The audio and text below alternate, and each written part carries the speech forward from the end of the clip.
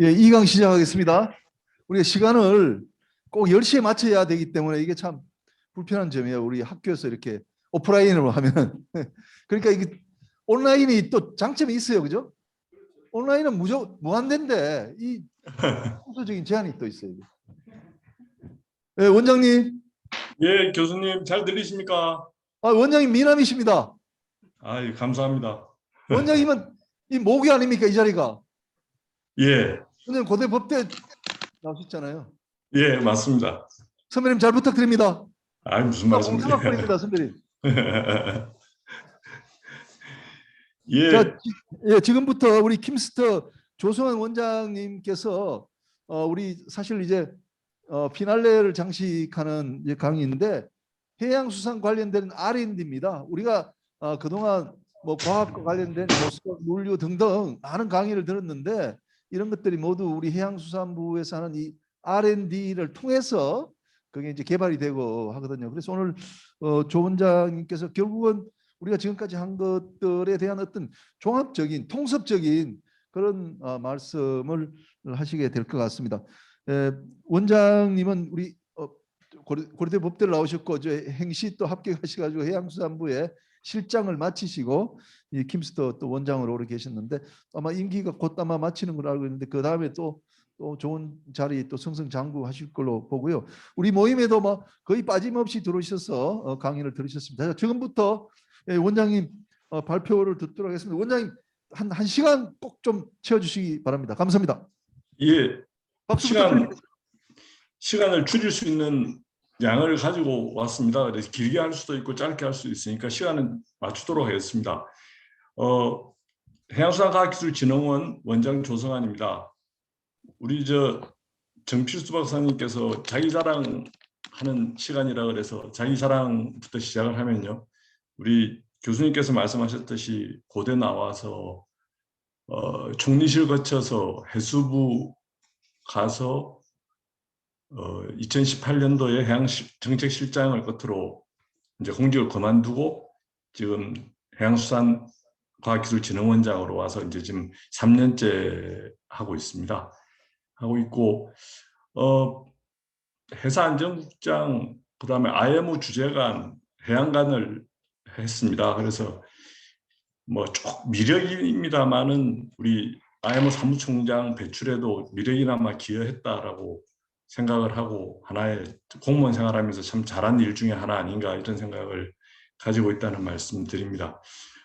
이 강의를 통해서 저는 굉장히 유익 있게 들었고 이 본방을 사수를 못할 때는 반드시 유튜브 통해서 복습도 하고 했습니다. 참 많은 부분들의 변화를 읽을 수 있을 거예요. 또 한편으로는 제 머릿속을 정리해 주는 강의, 또 한편으로는 새로운 지식을 제공해 주시는 강의, 또 오늘 우리 안사님 같은 경우에는 정말 이렇게 빨리 가나라는 생각. 제 머릿속은 아직도 선박 연료 관련해서는 아직도 혼돈 속에 있다라는 게 제 머릿속에는 아직 남아 있는데 이미 LNG로 가고 뭐 스크라버들이나 이런 것들이 이제는 뭐 현존선이 아닌 신조선이랑 달리지 않는 이런 현상들을 보면서 느낀 점이 많습니다. 또한 이제 제가 지금 말씀드릴 거는 주로 정부 R&D, 뭐 주로가 아니라 전체가 정부 R&D입니다. 근데 이 정부 R&D 말고도 사실 우리나라 전체 R&D는 기업체에서 하는 R&D도 뭐 굉장히 많은 액수가 있습니다. 제가 자료가 있었는데 그 자료를 미처 준비를 못했고요. 그런 측면에서 보면 사실 이게 사기업 민간에서 나가는 R&D를 정부가 따라잡지도 못하고 있는 거 아닌가라는 스스로 반성을 한번 해보는 시간이었다는 말씀을 먼저 드리겠습니다. 저희 해양수산 R&D를 이야기하기 전에 우리가 너무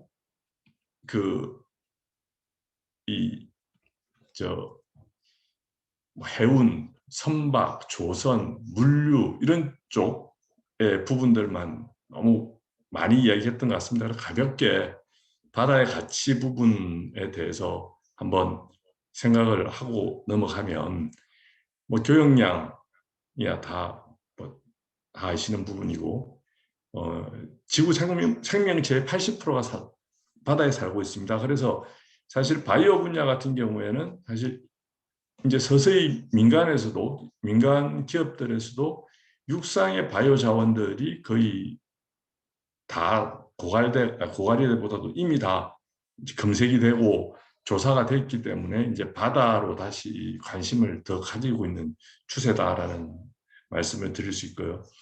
뭐 연안의 거주인구 우리나라 인구의 한 27% 정도가 연안에서 거주하면서 삶의 기반을 하고 있습니다.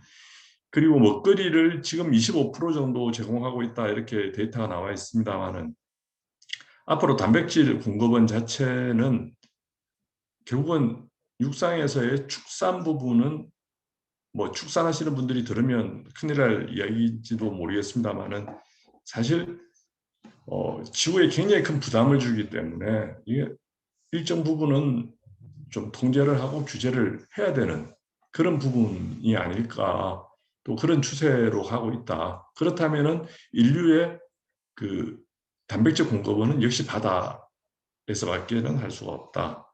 그런 생각을 가지고 있습니다. 가지고 있고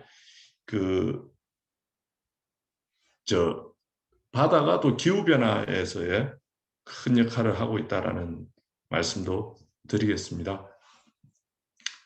뭐 바다가 갖는 자산 가치가 최소 24조 달러다 이런 이야기들이 많이들 하고 있습니다. 제가 혹시 몰라서 핸드폰까지 켜놔놓고 있으니까 자꾸 하우링이 발생하는 것 같아서 핸드폰으로는 좀 나가고 하겠습니다.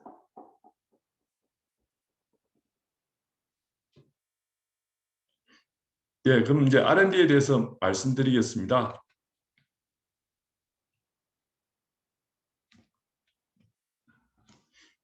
해양수산의 R&D 필요성에 대해서는 뭐 아까 바다의 가치에 대해서도 말씀드렸습니다만은 일단 자원 고갈입니다. 육산 자원이 고갈되고 있고 육산 자원의 대체 자원으로서 해양이 이제 경제 활동의 중심으로 변화하고 있다. 또 이 해양 환경 부분에 오염이 증가하고 있습니다. 물론 육산기인 오염입니다만은 육산기인 오염을 통해서 환경 오염이 발생하고 있기 때문에 이에 대한 대응이 필요하다. 그다음 기후 변화나 이런 거로 인해서 자연재해가 빈발하고 있습니다. 그래서 우리 항만 설계기준 같은 경우에도 기준을 더 높이고 있고 이런 부분들이 있습니다. 그리고 또 독특하게 저희들이 해양 영토 관리에 관한 그러니까 해양 조사나 바다에 대한 조사 이런 부분들을 R&D를 통해서 하고 있습니다. 그래서 이런 부분들은 우리 해양 영토에 대한 권리를 강화하는 그런 역할을 하고 있고 또 그런 필요성으로 인해서 해양수산 과학기술, 즉 해양수산 R&D는 지속적으로 확대되고 있는 추세다라고 말씀드릴 수 있겠습니다. 그 다음 해양수산 과학기술이라 그러면은 저희들이 굉장히 특징적으로 보는 게 바다라는 대상을 가지고서 학문을 하다 보니까 여러 분야 바이오부터 시작해서 뭐 바이오, 뭐 조선, 뭐 이런 모든 부분 심지어 우리 교수님께서 전에 해양 부착물들, 저서 부착물들, 선박에 붙는 부착물들 이런 제거하는 이런 그런 것도 뭐 어떻게 보면 바이오와 관련이 있는 또 해양 환경과도 관련이 있는 그런 분야의 부분들이고 또한 이게 기초학문부터 시작해서 응용과학기술이 이 단계에 따라서 다 결합돼야 되는 아주 독특한 특성을 가지고 있습니다. 당연히 뭐 ICT라든지 AI라든지 빅데이터라든지 이런 부분들까지도 다 가지고 있는 그런 융합적인 특성을 가지고 있고요.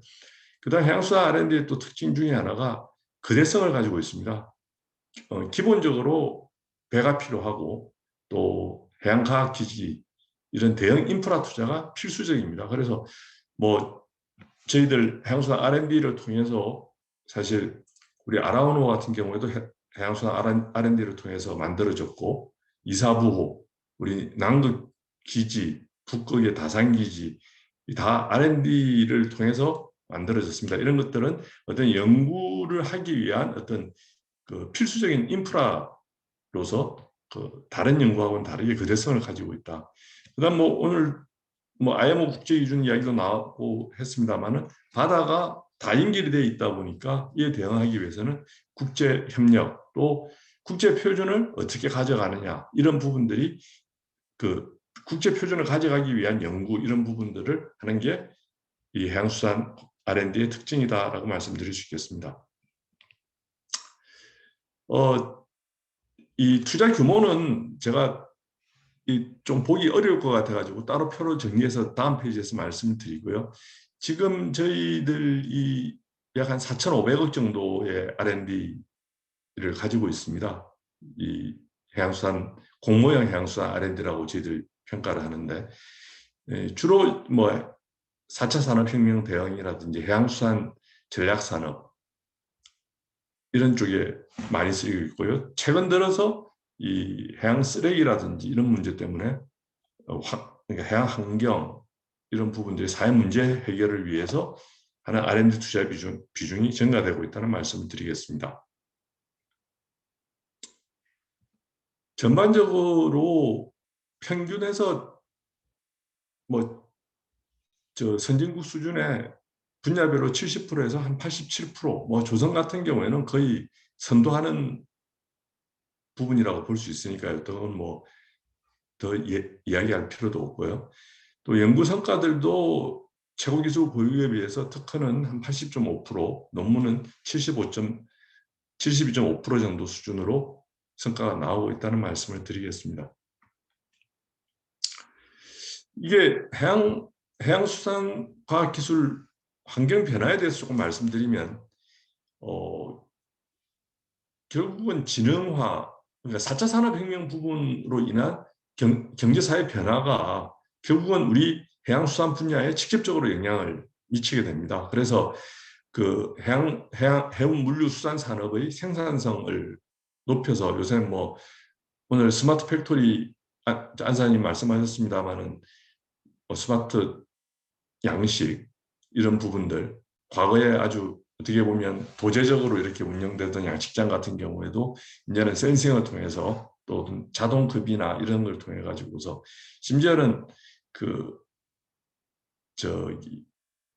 의류의 안면 인식을 통해서 의류 개체를 갖다가 개별화시켜서 뭐 얘는 이렇게 이 양식장 안에 있는 물고기에 이름이 다 붙어지는 거죠.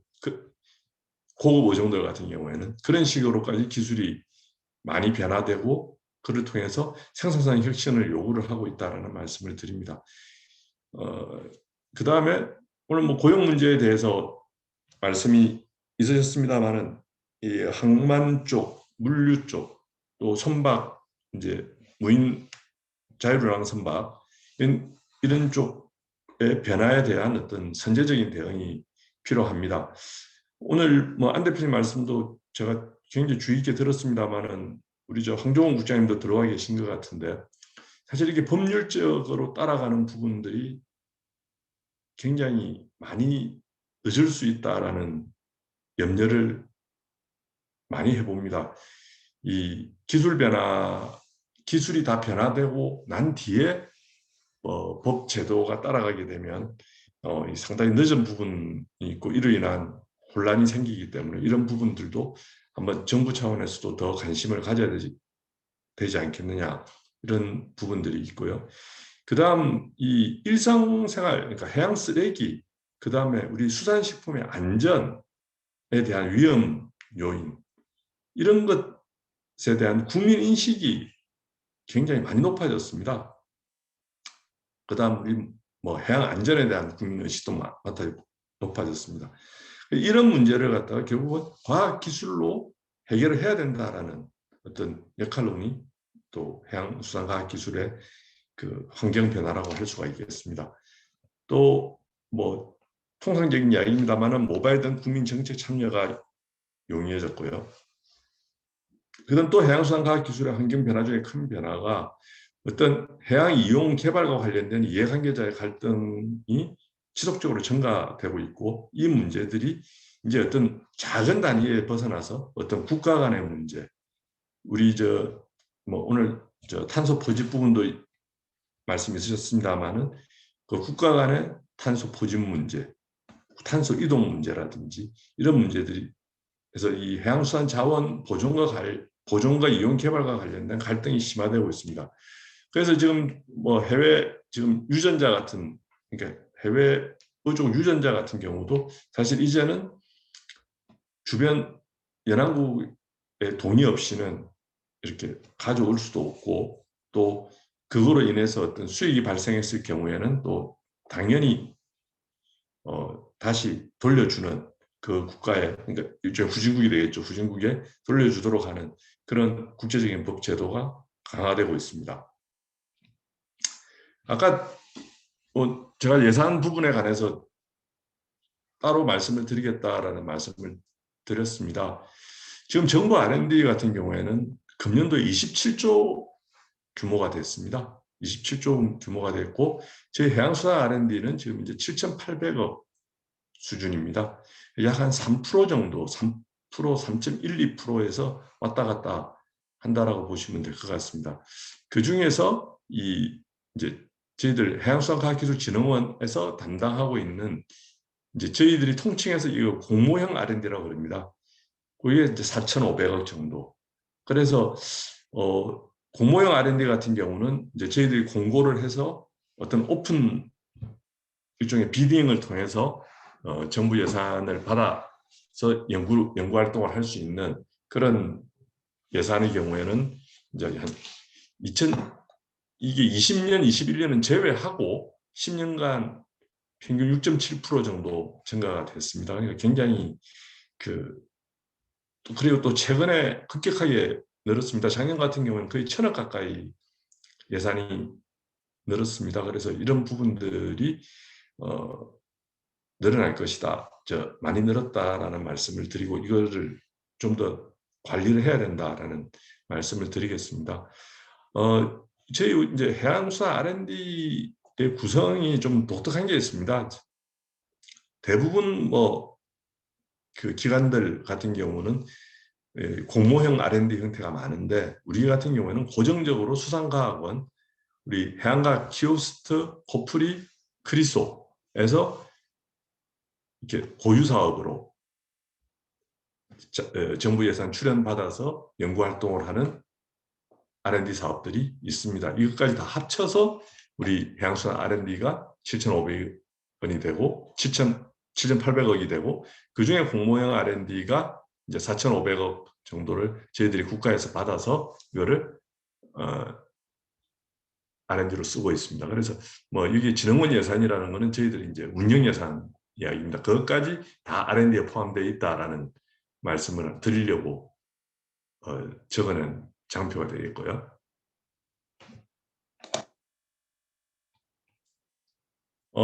이 공모형 R&D를 주로 공모형 R&D는 해양수산 R&D 중에서 공모형 R&D는 저희 기관이 다 하고 있습니다. 그래서 그 부분 저희 기관에 대해서 조금 소개를 빠르게 드리고 넘어가도록 하겠습니다.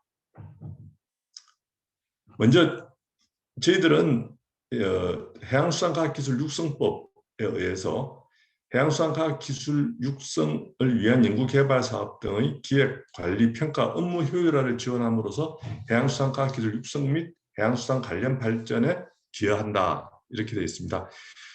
저희들 주요 기능을 말씀을 계속 드리겠습니다만은, 일단 해양수산과학기술 정책 수립을 지원을 하고요.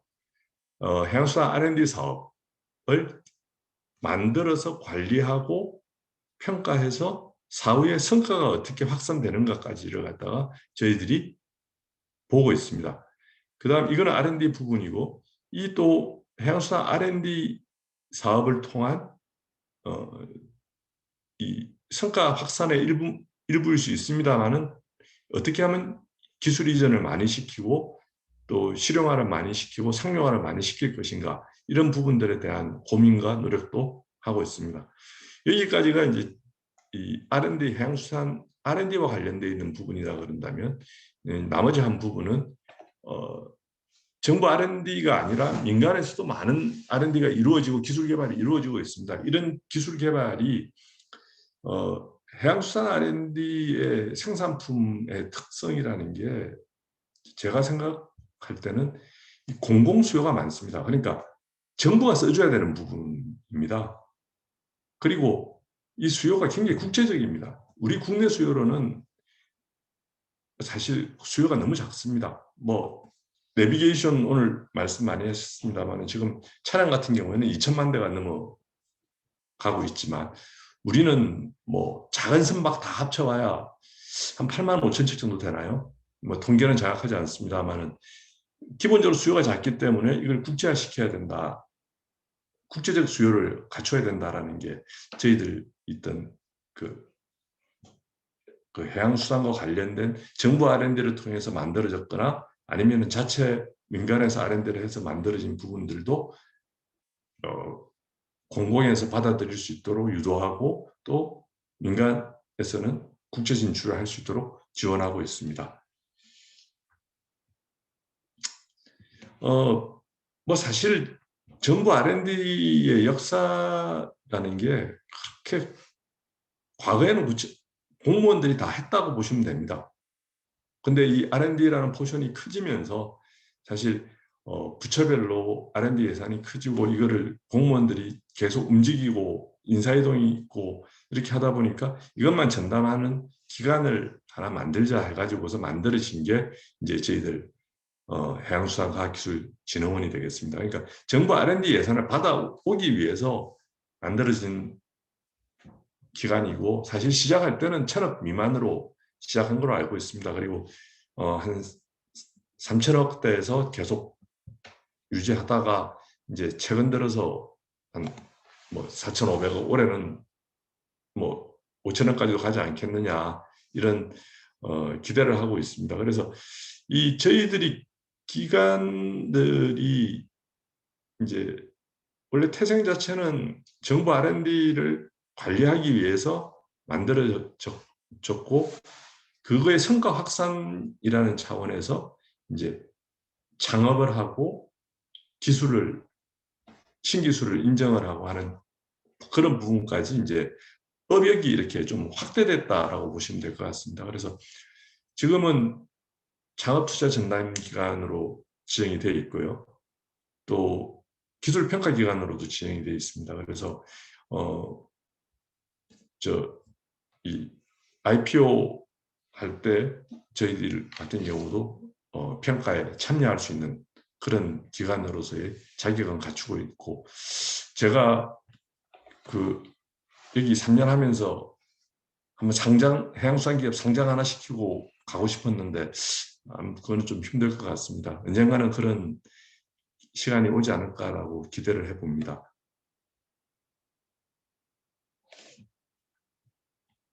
조직 현황은 이렇습니다. 뭐 이게 사업관리본부라는 데서 지금 저희들 R&D를 직접적으로 관리를 합니다.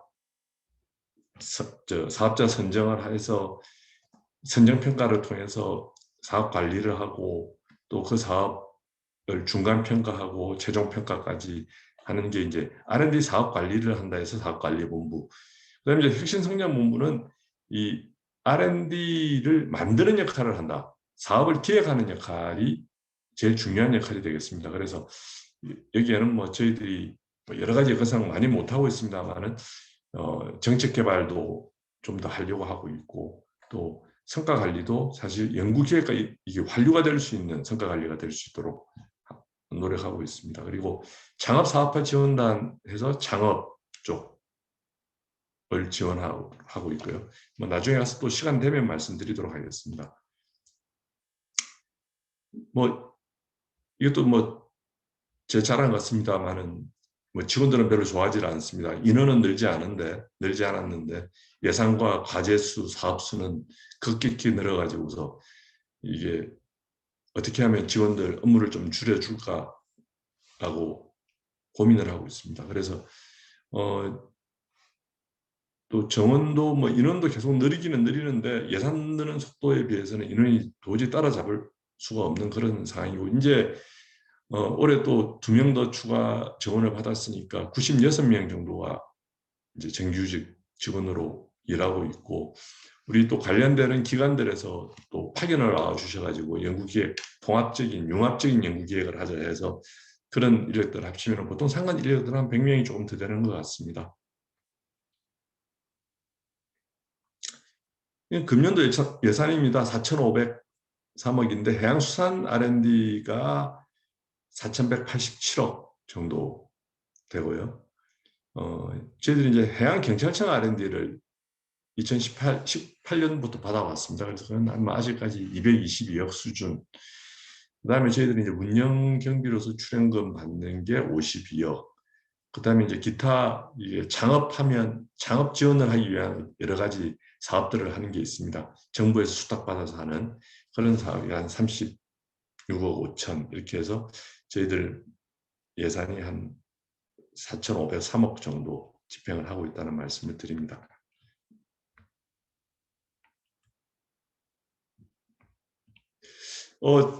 전반적으로 크게 뒤에 맨 마지막 페이지에 저희들 2021년도 해양수산부 R&D 사업 목록을 쫙 다 붙였습니다. 그중에는 계속 사업도 있고 올해 처음 들어가는 사업도 있고 여러 가지 종류의 사업이 있습니다만은 한번 참고해 보시면 좋을 것 같고요.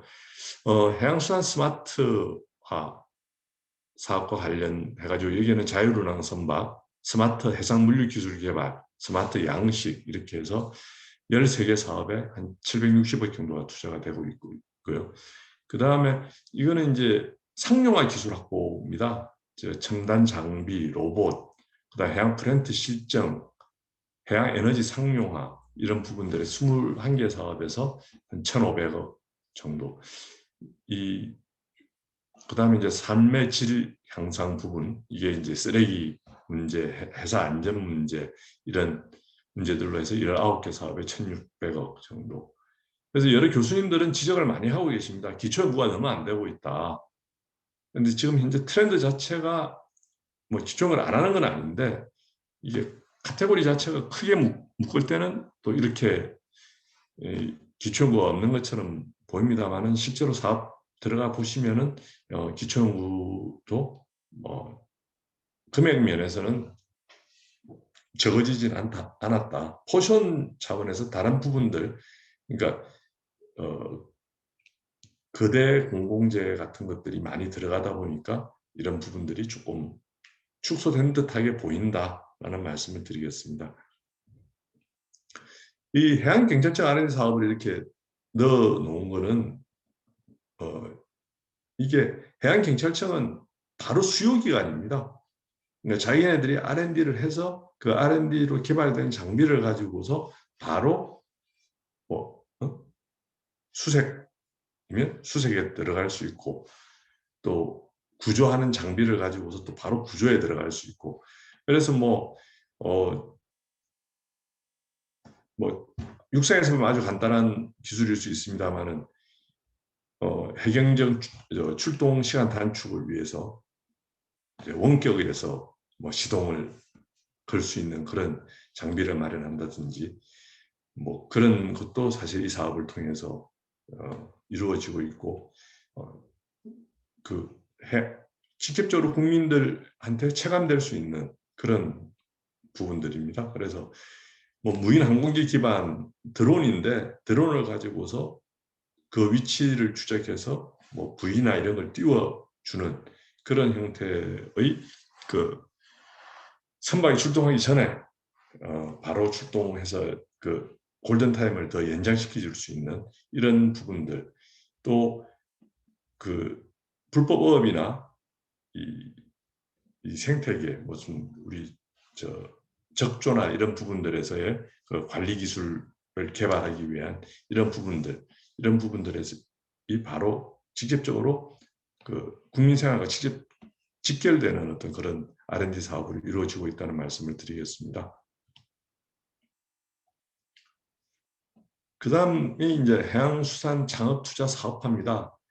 이게 아까 말씀드렸습니다만은 사실 R&D 투자를 통해서 실제로 국민한테 뭐 극단적으로는 소득으로 연결되고 또 조금 그 하기로는 일자리로 연결되는 그런 R&D가 돼야 된다라는 게 사실 지금 정부의 방침이고 또 저희들도 그렇게 가도록 유도해 가야 된다라는 생각을 가지고 있습니다.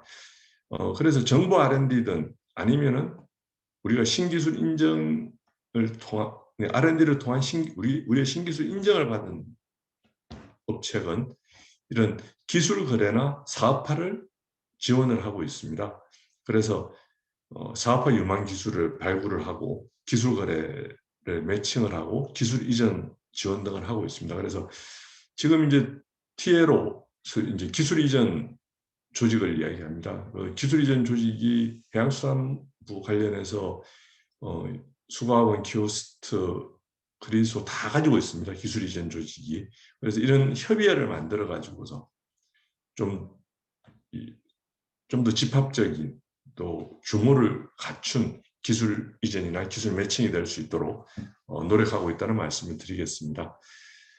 또한 해양수산 관련된 창업을 위해서 다양한 사업들을 하고 있습니다. 뭐 엑셀러레이팅부터 시작해서 컨설팅, 또 IR 지원도 하고 있고 창업 콘테스트 같은 걸 열어서 일반이나 학생이나 이런 부분들이 아이디어를 가지고서 창업할 수 있도록 지원을 해주고 있습니다. 뭐 계속 이야기 나옵니다만 해양수산 신기술 인정, 물류 신기술 인정, 그다음에 혁신 제품 인정 이런 걸 통해서 이 공적인 인정을 받고 그거에 대한 기술 평가가 됨으로써 어떤 투자 받기 유리해지고 은행에서 또 론을 하기도 쉬워지는 그런 형태의 지원 역할을 하고 있다는 말씀을 드리겠습니다.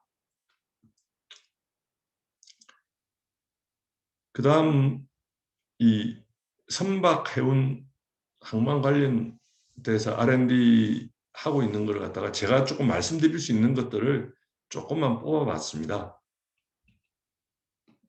먼저 자율우랑 선박 기술 개발입니다.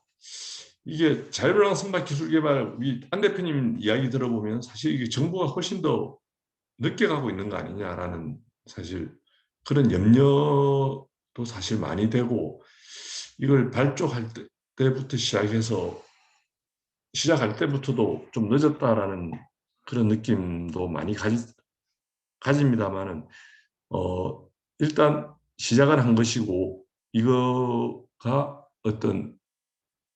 어떻게 보면 외국 기술을 국산화한다든지 또는 좀 더 발전적인 기술이 될 수도 있고, 또 기술 간의 경쟁을 통해서 더 좋은 방향의 기술이 나올 수도 있지 않나라는 그런 생각을 가지고 있다라는 말씀을 드리겠습니다.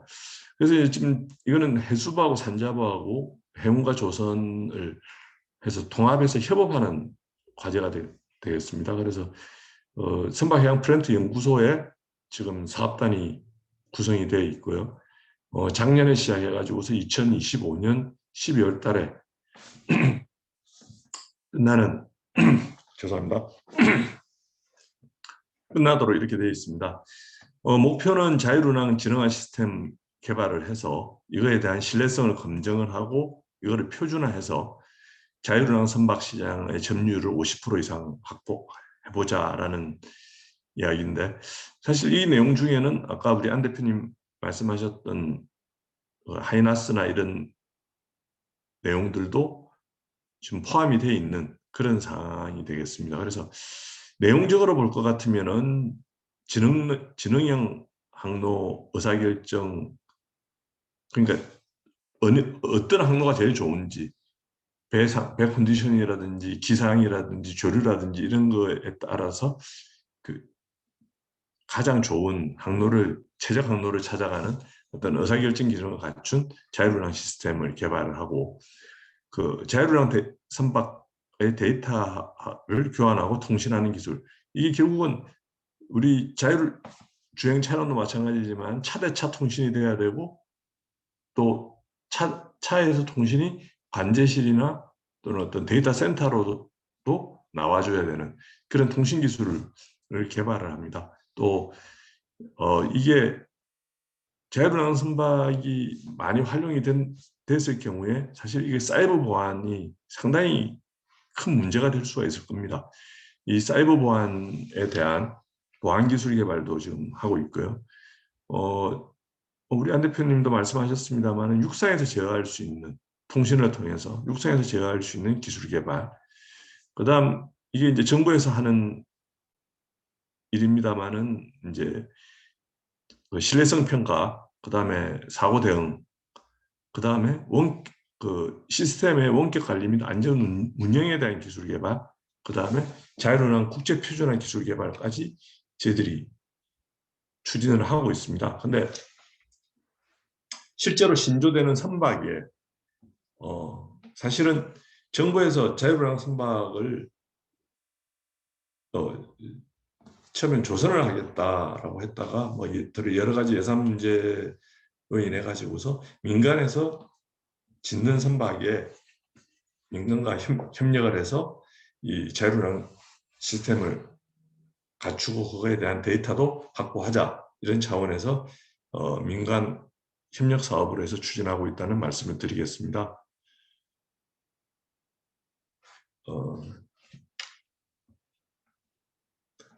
그 다음은 이제 LNG 벙커링 부분입니다. 그래서 연안 선박 맞춤형 LNG 벙커링 시스템을 개발하겠다 해서 이거는 선박해양 프렌트 연구소하고 포스코 등 여러 기업들이 참여를 하고 있습니다. 그래서 이거는 뭐 10to10 벙커링 선박을 개발을 하는 겁니다. 실제로 지금 조선을 하고 있는 걸로 알고 있습니다. 그래서 LNG 벙커링용 500큐빅 선박 시스템을 개발하겠다. 그래서 이제 선박도 개발하고 LNG 제형 탱크 설계 제작, 탱크 공정 제어 시스템 설치 등을 하고 있습니다. 이거와 관련해 가지고서 LNG 벙커링 운영 기술 운영 체계 개발, 그러니까 벙커링 절차서라든지 긴급 대응 매뉴얼, 그 다음에 벙커링 교육 프로그램 개발 등과 관련된 벙커링 운영 기술 및 운영 체계 개발을 하고 있고요. LNG 벙커링 기절 시험 평가 설비 및 기술 개발도 추진을 하고 있습니다. 이거는 지금 부산시겠죠. 조선기자재연구원에 새로 설비들을 지금 넣어서 LNG 벙커링 기자재 시험 평가를 할 수 있는 설비들을 갖추고 있습니다.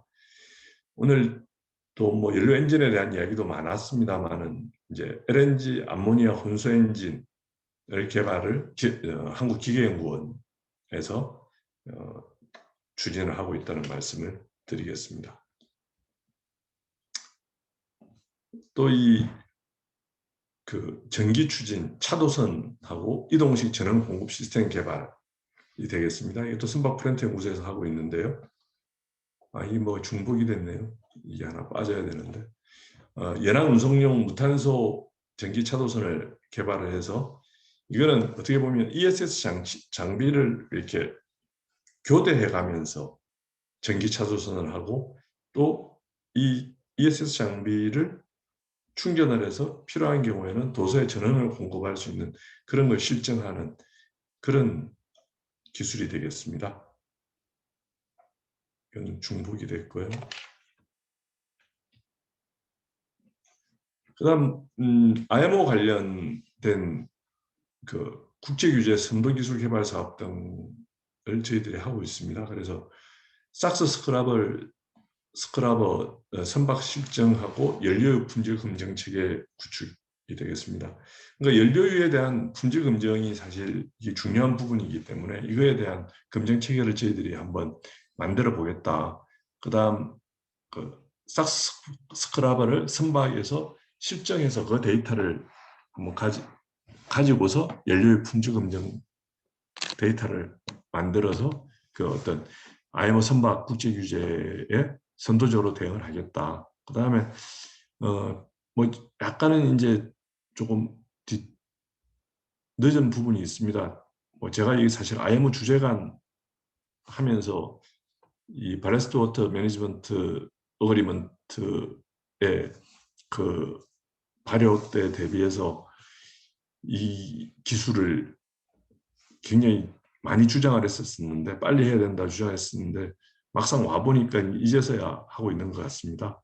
그러니까 PSCO들 그 항만국 통제 우리 오피스들이 이 실제로 핸디하게 가지고 다니면서 그 이 평행수 관리 협약이 이행이 되고 있는가를 체크할 수 있는 기술, 기자재. 그러니까 뭐 간단하게 말씀드리면은 물이 발사부터 빠져나오는 데서 물을 조금 채취해서 손으로 보고 바로 그 자리에서 아 이거 뭐 이 저 뭐 전기 분해가 제대로 안 됐다든지 뭐 살아있는 해양 생물체가 우리 바다에 들어온다든지 이런 부분들을 손쉽게 체크할 수 있는 그런 기자재를 지금 개발하고 있다는 말씀을 드리고요.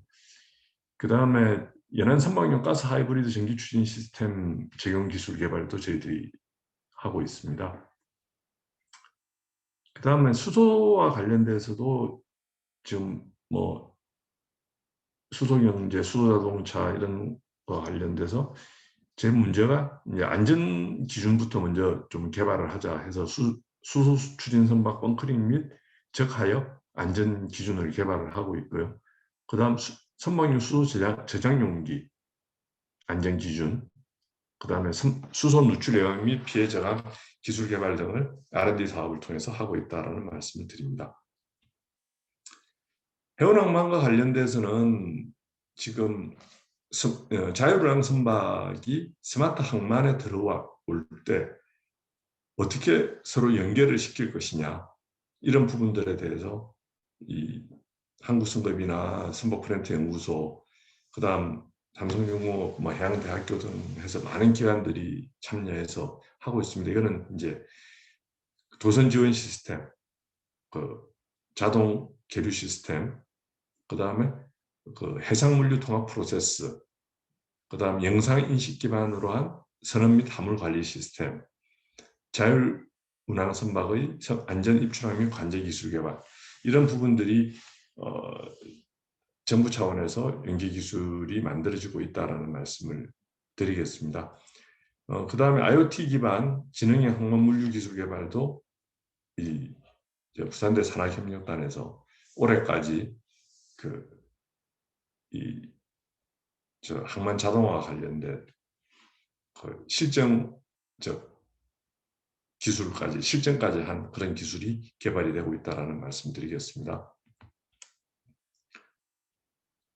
그다음 우리 KMI에서 그 고생산성 신개념 자동화 컨테이너 항만 시스템 상용화를 목표로 해가지고서 컨테이너 하역 시스템의 테스트베드로 구축을 해서 성능 검증을 통해서 상용화 수준까지 향상을 시키겠다. 이거 뭐 완전 무인 항만 자동화.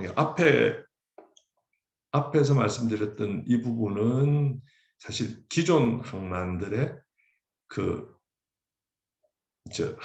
항만 자동화라 그러면은 이제 여기는 이제 새롭게 설치되는 항만이 되겠습니다. 그다음 우리 안전한 항만 구축 및 관리 기술 개발해서 건설기계연구원도 참여하고 각 대학에서 참여해서 뭐 아주 다양한 사업들을 가지고 하고 있습니다. 뭐 주요한 내용들만 적어두었습니다. 그래서 뭐 제안전 항만 구축 기술 개발이라든지 그 항만시설 통합 관리 운영을 위한 BIM 기반 기술 개발, 또 항공 라이더 장비 국산화, 실증, 해양 위성 분석 관련 기술 개발 등의 기술을 하고 있습니다. 그 다음은 이제 컨테이너 관련된 부분입니다. 이 컨테이너 검색기 부분들입니다. 그래서 뭐 저도 잘 모릅니다만은 뭐 S선 검색 영상하고 마약 폭발물 검색 영상은 융합 복합 영상으로 검색하는 기술을 개발해서 유해 방사능이나 핵물질 등 그 위험 화물을 탐지를 해서 이거를 분석하고 탐지해내는 그런 기술 개발을 하고 있습니다. 그리고 스마트 컨테이너 실용화 부분인데 이거는 기존의 그 센스를 모듈화 해가지고 컴퓨터 자체에 내장을 해서 스마트 컨테이너를 개발을 하겠다. 그래서 이 컨테이너를 개발했을 경우에 뭐 한 130억 이상의 그 이제 비용 절감 효과라든지 이런 것이 기존 그 액티브 RFID 기술보다는 더 발전된 기술이다. 이런 내용이 되겠습니다. 그래서 쭉 보시면 사업별 예산 부분들을 정리를 했습니다. 그래서 한번 이러이러한 것들이 이러이러한 돈을 가지고서 쓰여지고 있구나라고 생각하시면 될 것 같고요. 이 맨 마지막에 이제 기평비라는 게 이제 기획평가관리비라고 해서 이제 쉽게 얘기해서 저희들이 R&D 예산에서 꼬치 뜯어서 이 직원들 월급 주고 기관 운영하고 하는 그런 돈이 되겠습니다. 뭐 너무 빨리 하다 보니까 또 뭐 시간이 조금 남는 것 같습니다. 그래서 저희 기관에 대해서 조금만 더 말씀을 드리자면은 저희들이 생각하고 있는 부분들을 말씀드리자면은 저희들은 R&D를 사실 연구하는 기관도 아니고 R&D 과제를 관리하는 기관입니다. 그래서 사실 이만큼의 연구 목표가 정해졌으면 이 연구 목표를 잘 달성해 나가는지를 갖다가 확인하고 체크하는 기관이다라고 생각하시면 될 것 같고요. 거기에서 업무가 확장이 된 게 이제 창업하고 기술 인정, 기술 평가, 일종의 성과 관리 차원에서 이렇게 가는데 지금은 그쪽에 더 포션이 상당히 많이 가가지고 있습니다. 그래서 저는 항상 머릿속에 생각하고 있는 게 어떻게 하면 이 R&D를 통해서 또는 R&D를 기획하는 과정은 창업하는 과정이 되겠습니다. 창업하는 과정을 통해서 R&D 수요를 발굴하는 과정이 됩니다. 기획하는 과정은. 그럼 그거는 바로 R&D 수요라는 거는 바로 아이디어고 또 뭘 하겠다라는 어떤 그런 거기 때문에 이런 부분들은 사실 창업 콘테스트라든지 뭐 이런 여러 가지 부분들에서 요소에서 걸려들 수 있는 부분이기 때문에 이게 좀 생애 주기적 R&D 관리가 좀 가능할 수 있으면 좋겠다라는 생각을 가지고 있습니다. 가지고 있고 그 과정이 지금은 많이 단절이 되어 있습니다. 그 단절되어 있는 이유가 사실은 형평성 부분이죠. 그러니까 R&D 사업을 기획한 사람은 R&D 사업에 본 사업에는 참여를 할 수가 없습니다. 이런 구조를 가지고 있다 보니까 이런 구조 하에서는 그러니까 형평성 부분에서 보면은 맞는 트랜스퍼런시 투명성 부분에 보면은 맞는 이야기지만은 성과 측면에서 보면은 역시 잘 맞지 않는 이런 부분들이 있고 창업 콘테스트를 해서 장안상을 받아도 이걸 R&D 기획으로 연결해 가려고 그러면은 다시 R&D 수요에 태워서 심사를 받아서 R&D로 들어와야 되고 하는 여러 가지 이런 이 각기 벽이 많이 세워져 있어서 미리나마 이 벽들을 빨리 탈피하려고 노력하고 있다라는 말씀을 드리겠습니다. 예, 이상으로 제 발표는 마치겠습니다.